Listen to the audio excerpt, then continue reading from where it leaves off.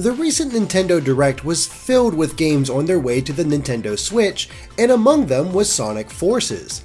While at first it seemed like it would only showcase old footage, there was nearly 6 seconds of our first look at classic Sonic gameplay, as well as a short tease for the mysterious third playable character. And that's more than enough for the old analysis machine to kick into gear. So let's see what classic Sonic can do.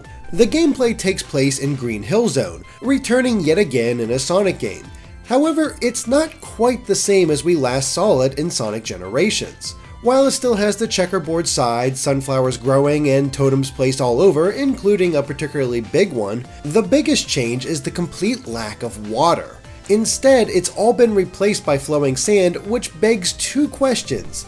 Is this the Green Hill Zone of the past and Eggman somehow has control over all of time? Or did classic Sonic get transported to the Green Hill Zone of the present, where Eggman has somehow caused this change? Unfortunately, there's no real way to know, but if we had to guess, it's the latter option. While the sand is strange, there's something that honestly has us a little more intrigued. The chopper-like Badniks that leap towards Sonic as he runs across the collapsing wooden bridge.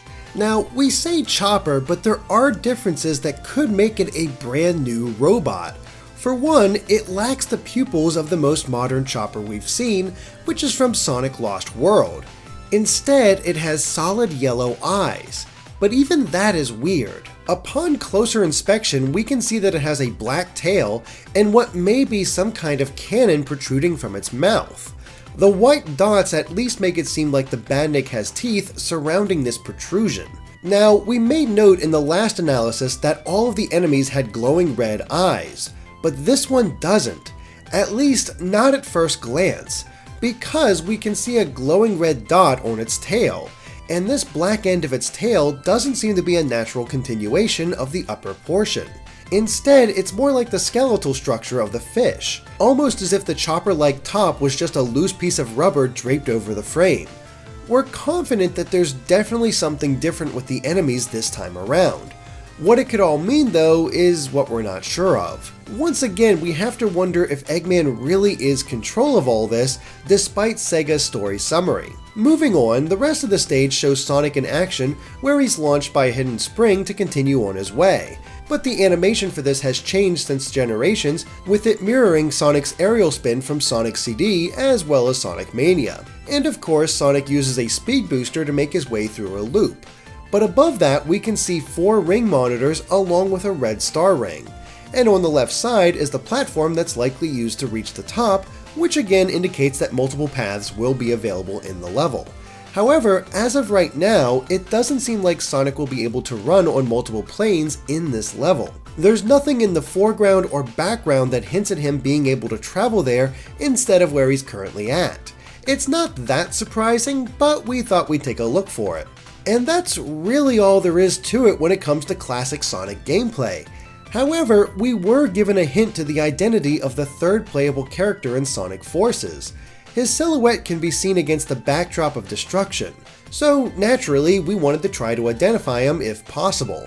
The animal he's based on is kind of impossible to tell, but we can see that he's only wearing gloves and shoes. He also has pointy ears and fur that juts out at his cheeks. After looking through the multitude of Sonic characters, we think there's only 2 possibilities. That is, unless this is a brand new character entirely, which could certainly be the case. Our first guess is an older Tails, possibly from the future.